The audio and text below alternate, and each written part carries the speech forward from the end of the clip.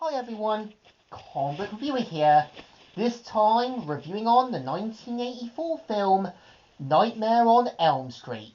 Now, as you know, Nightmare on Elm Street, the original one, was a 1984 supernatural slasher film, which was meant to be the first installment in Nightmare on Elm Street, and meant to feature Robert Englund as the iconic character Freddy Krueger, as well as being Johnny Depp's first time in the film industry.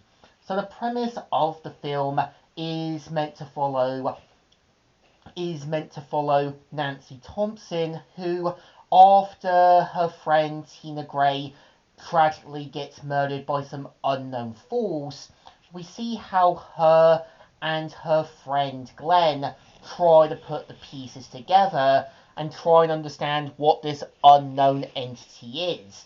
And I think what the film gets right at is actually showing how Nancy is trying to figure out who this unknown being is in her dream.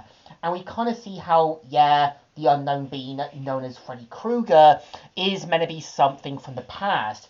And we do kind of see how Nancy's family members, like, Lieutenant Thompson, who's meant to be her strict but sort of not nonsense dad, as well as her mum Marge, try to bury things under the hatchet and make sure that Nancy doesn't learn the truth about Freddy Krueger.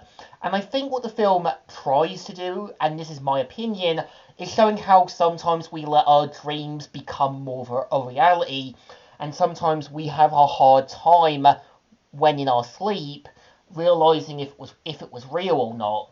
And I think they do a good job here, because we aren't too sure if what's happening with Nancy is real or not. And this is clear that this isn't meant to be Freddy Krueger, meant to be more jokeful and over the top. This is him meant to be a believable threat.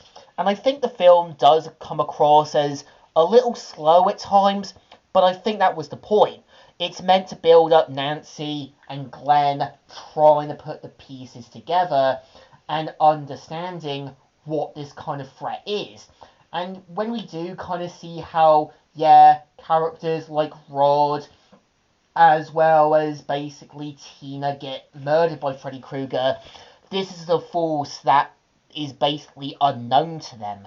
And I think they don't go too over the top.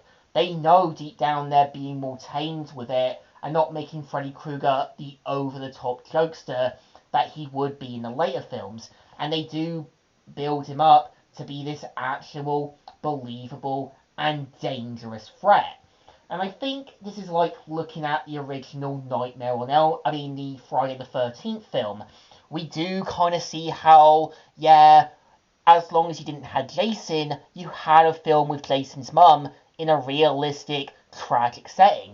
And I think if they actually did a proper sequel and retconning the other Nightmare on Elm Street films, like I want to see with Friday the 13th, we could have something built back to where Freddy Krueger should have been.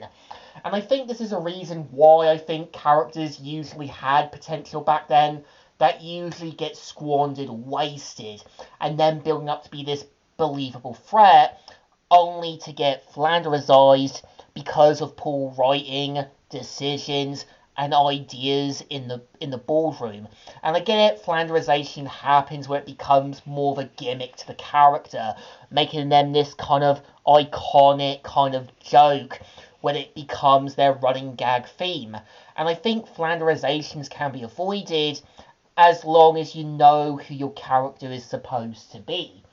And I feel like, the original Nightmare on Elm Street made Freddy Krueger a believable threat, then making him this kind of over-the-top jokester, and making the film kind of more throwing in sequel after sequel after sequel that was no longer really needed to be needed. So I think the film definitely deserves a thumbs up. Well, it's boring, not great, but it's still watchable and enjoyable before his flanderization made him the way he was. So, Comic Reviewer here, signing out.